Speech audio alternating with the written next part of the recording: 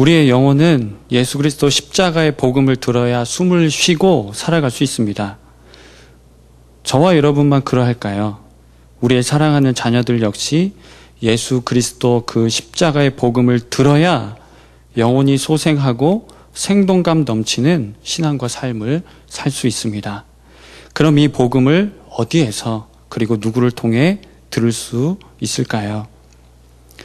기도를 많이 하시는 연세 지긋한 권사님들께서 어린 아이들을 데리고 있는 젊은 엄마들을 이렇게 만나면 자상하게 그리고 이렇게 진심으로 해주시는 말씀을 비교적 이렇게 자주 듣게 되었는데요. 그 내용은 사랑하는 자녀를, 자기 아이들을 하나님을 예배하는 자리, 또 하나님의 은혜를 받는 자리에 데리고 나오라는 것입니다. 그 아이가 못 알아듣고 졸더라도 말입니다. 어떻게 생각하십니까? 당장 효율성을 따져보면 아무리 말씀이 좋다 하더라도, 좋은 말씀이라 하더라도 얼마나 그 아이에게 내용이 전달되겠으며 또 무슨 유익이 있을까? 이런 의문이 들지요. 또 그것은 둘째치고 아이가 힘들어 하는데요. 아이가 힘들어하고 한편으로는 이 아이 때문에 다른 이들에게 폐를 끼칠까 하는 그런 마음이 찾아들기도 합니다. 그럼 이 내용을 조언해 주신 권사님들은 그런 실상을 몰라서 현실과 동떨어진 그런 말씀을 하시는 것일까요? 우리가 하나님의 말씀을 접어둔 채 신비적인 현상만을 쫓아가는 것도 문제지만 살아계신 하나님께서 우리의 구체적인 삶 가운데서 행하시는 그 신비한 영적 역사를 무시 거부하고 그것에 대해 무지한 일은 경계해야 합니다.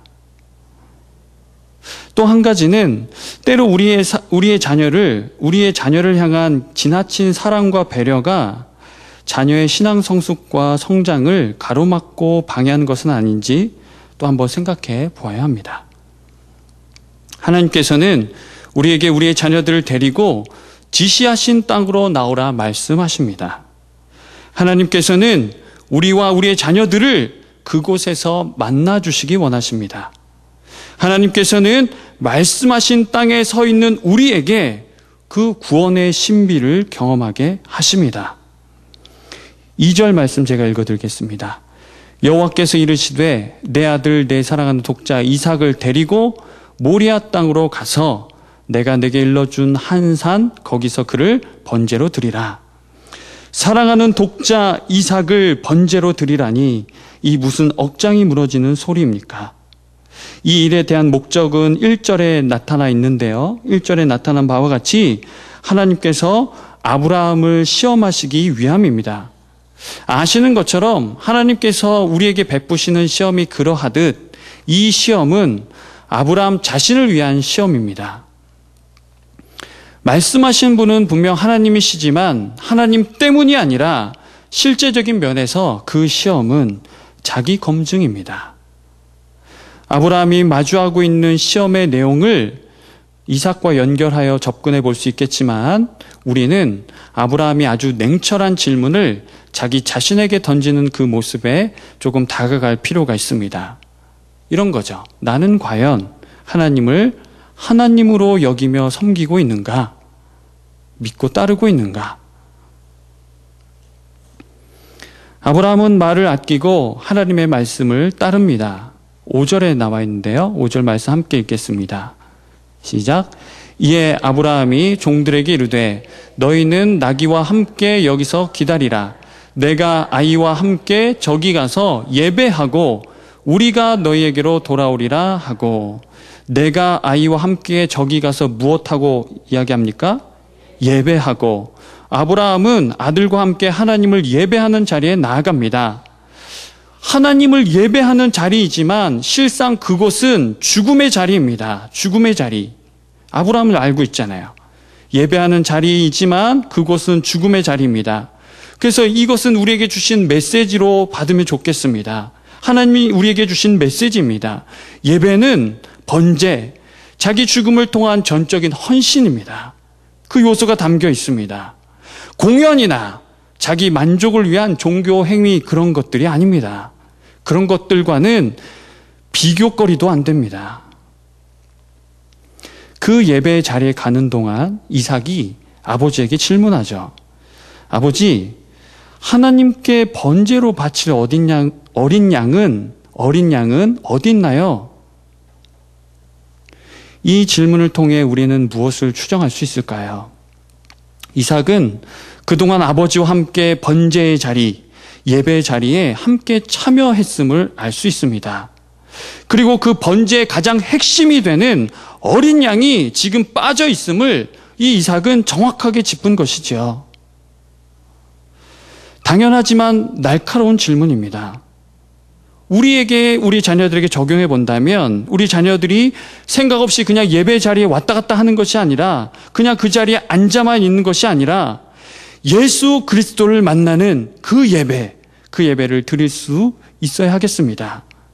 혹여 그 예배 자리에 예수 그리스도가 빠져 있다면 이렇게 질문할 수 있어야겠죠. 예수 그리스도는 어디 있나요?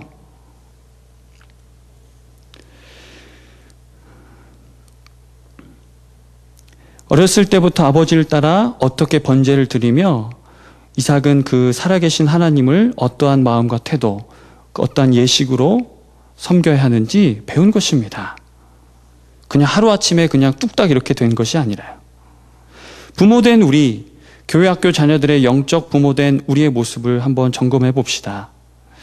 하나님께서는 저와 여러분이 먼저 온전한 예배자로 서기를 원하십니다. 또한 우리에게 맡겨주신 자녀들을 하나님이 기뻐 받으시는 예배자로 세우기를 원하십니다. 우리 자녀들에게는 그동안 공부하느라 수고했으니 스트레스를 풀 겸 게임할 시간, 친구들과 노는 시간, 이런 시간들을 아주 원칙을 가지고 넉넉한 마음으로 베풀면서 어찌 하나님을 예배하는 자리, 하나님께 헌신하는 자리에는 인색한 것입니까? 그러한 마음들이 있다면 한번 돌아보아야겠습니다. 아니, 자세히 살펴 돌이켜야겠습니다. 전곡을 찌르는 이 아들의 질문에 아브라함은 당황할 법도 한데 마음의 동요함이 없이 아들에게 대답해 주고 있습니다. 8절 말씀인데요. 함께 이 말씀도 읽겠습니다. 아브라함이 이르되 내 아들아 번제할 어린 양은 하나님이 자기를 위하여 친히 준비하시리라 하고 두 사람이 함께 나아가서 내 아들아 번제할 어린 양은 누가 준비해 주신다고 이야기합니까? 하나님이 친히 준비해 주신다고 말씀하십니다. 우리가 22장 본문 전체를 다 읽지 않았지만 이에 대한 이제 내용들 많이 접해하셔서 결론을 알고 있을 것입니다. 하나님께서 이삭 대신에 무엇을 예배해 주셨죠? 이삭이 그냥 죽었나요, 여기서? 아니죠. 예, 이삭 대신 뿔 달린 그 뒤에 보시면 뿔 달린 그 수풀에 걸려 있는 순양이라고 이렇게 순양을 하나님께서 준비해 주셨습니다.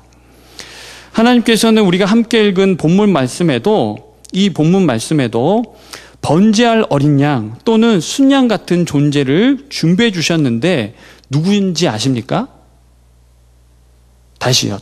하나님께서 우리가 함께 읽은 이 본문 말씀에도 번제할 어린 양 또는 순양 같은 존재를 지금 말씀하고 계시는데 또 준비해 주셨는데 그분이 누군지 아십니까?